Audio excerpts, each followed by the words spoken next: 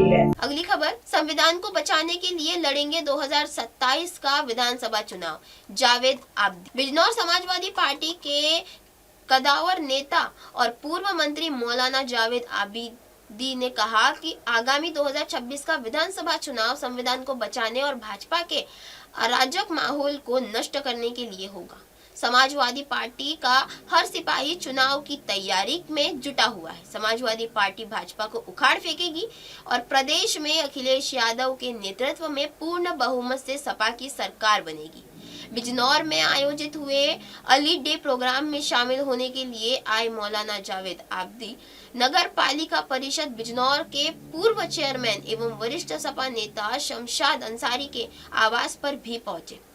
इस दौरान शमशाद अंसारी और उनके सैकड़ों समर्थकों ने पूर्व मंत्री जावेद आब्दी का फूल मालाओं से स्वागत किया। पत्रकारों से बातचीत करते के दौरान जावेद आब्दी ने कहा कि कार्यकर्ता 2027 के चुनाव की तैयारियों में जुट जाए, क्योंकि अब एक ही साल चुनाव में बचा है। 2027 का चुनाव देश के मुस्तकबिल का चुनाव होगा। भाजपा ने प्रदेश में अराजकता का माहौल पैदा कर दिया है। वो कभी फ्रिज में झांकती है तो कभी कुकर में। गांव, शहर और चौराहों पर बेरोजगारों का हुजूम है और भाजपा से सवाल करे रहे हैं कि वो जो 2 करोड़ नौकरी का वादा किया था वो कहाँ गायब हो गया। इसीलिए प्रदेश की जनता ने ठान लिया है कि अब अखिलेश यादव के हाथों में ही प्रदेश की बागडोर दी जाएगी। मंत्री जी, आज बिजनौर दौरे पर आप आए हैं, क्या कार्यक्रम है और 2027 के चुनाव के लिए कार्यकर्ताओं किस तरह जोश करेंगे? आज हम बिजनौर में जो आए हैं, बेसिकली आज यहाँ पे एक प्रोग्राम है इंटर कॉलेज में,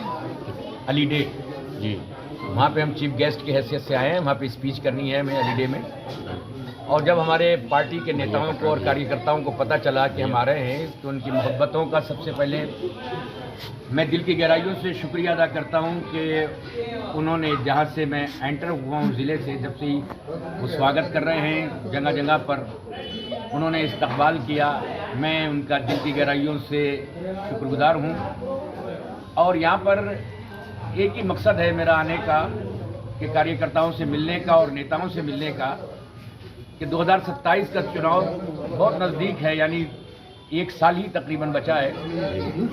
और ये 1 साल जो है वो हमारे सदियों के आने वाली नस्लों का जो भविष्य है, जो मुस्तकबिल है, जो फ्यूचर है, वो डिपेंड करता है।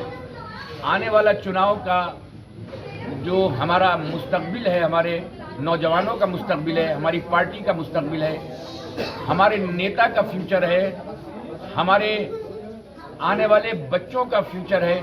इसके लिए हमें लड़ना है।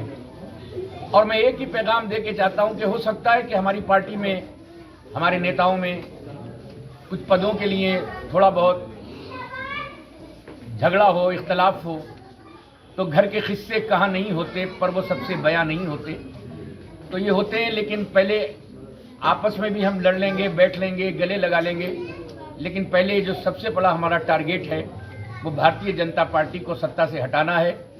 और इसलिए हटाना है कि क्योंकि हमें अपने आने वाली नस्लों का, हमें हिंदुस्तान के फ्यूचर को बचाना है, हमें संविधान को बचाना है। हमें जो महात्मा गांधी ने, जो हज़ारों उलमा ने, हज़ारों विद्वानों ने, हज़ारों पंडितों ने फांसी के फंदों पे झूम झूम के और चूम चूम के हमें आज़ादी दिलाई है, उस आज़ादी को बचाना है। क्योंकि भारतीय जनता पार्टी हिंदुस्तान के रहने वाले हर हिंदुस्तानी की आज़ादी को छीनना चाहती है।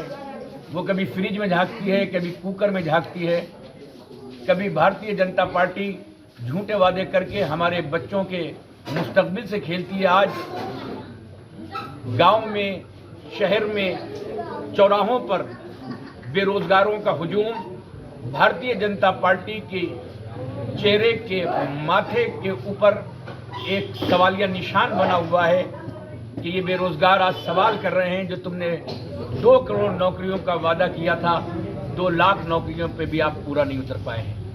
बहुत बहुत शुक्रिया, बहुत बहुत मेहरबानी। MNS न्यूजला पुढील वाटचालीस खूप खूप शुभेच्छा। आप देख रहे हैं MNS